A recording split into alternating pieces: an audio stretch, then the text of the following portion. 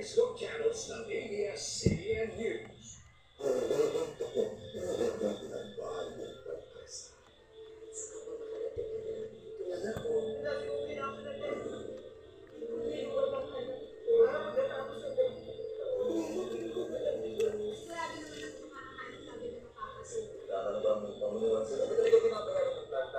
Sobra sa walang oras na may pagkakataon. Okay, ka lang dito. Wala akong ginagawa ng pera. Pag-iinis ko.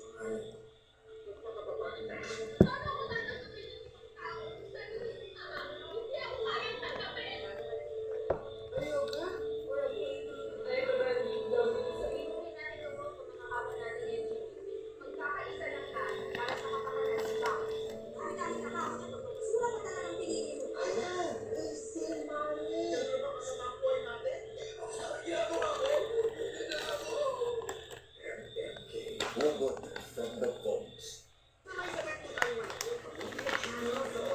Kaya ito yung maluto sa'yo. All together.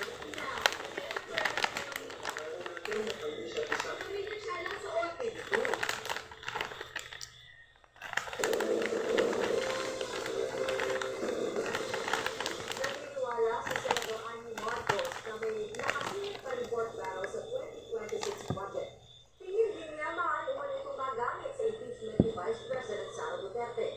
Pinabulaan naman ni Senador Fermin Gatchalian ang mga alegasyon. Nagpapatrol, Victoria Tulan. The reality is, the claim that it's the cleanest is prone to challenge. It's certainly the sneakiest. Ganito inilarawan ni Senador Amy Marcos ang 6.79 billion peso 2026 national budget na pinirmahan ng kanyang kapatid na si Pangulong Ferdinand Marcos Jr. nitong Lunes. Kumbaga, yung pork, pinagdagdagan, pinagpipake, at binahabahagi, pero kahit diniling pa yan, ang pork, baboy pa rin. Kaya very fatty po ang budget natin. Pinabulaan ito ni Senador Fermin Gatchalian, Chairman ng Senate Finance Committee. Anya, maraming safeguards o proteksyon sa budget para hindi ito magamit sa korupsyon. Pwede tayo mag-debate sa policy issue ng buong araw o buong linggo, pero ang importante, walang debate dito sa korupsyon. Tinanggal na natin yung overpricing sa DPWH. That's almost 20.5 billion pesos na tinanggal natin.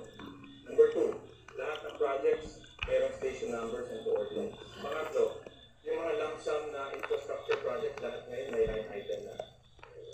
Sinagot din ni Gatchalian ang alegasyon ni Marcos na gagamitin ang umano report sa budget para sa impeachment ni Vice President Sara Duterte. Nagtataka ako, ganun kadaming ayudan. Schedule now, the charges will be filed January 15, papaklasin sa February 1 ng ICI, and by February 6, ayan na, alam na natin, impeachment. Hindi namin napag-usapan yung impeachment, hindi namin napag-usapan yung political side of things. Ang pinag-usapan lang namin is yung budgetary requirements as well as yung impact to the people. Ang kanyang kumpiyansa ang 2026 General Appropriations Act ang pinakamalinis at pinakamaayos na budget na ipinasa sa kasaysayan ng bansa.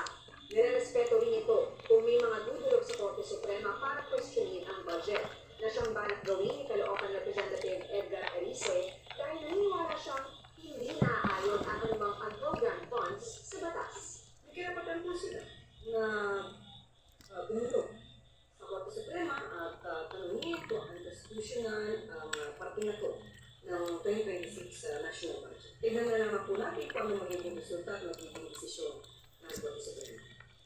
Unang sinabi ni Erice na nagkukulangan din siya sa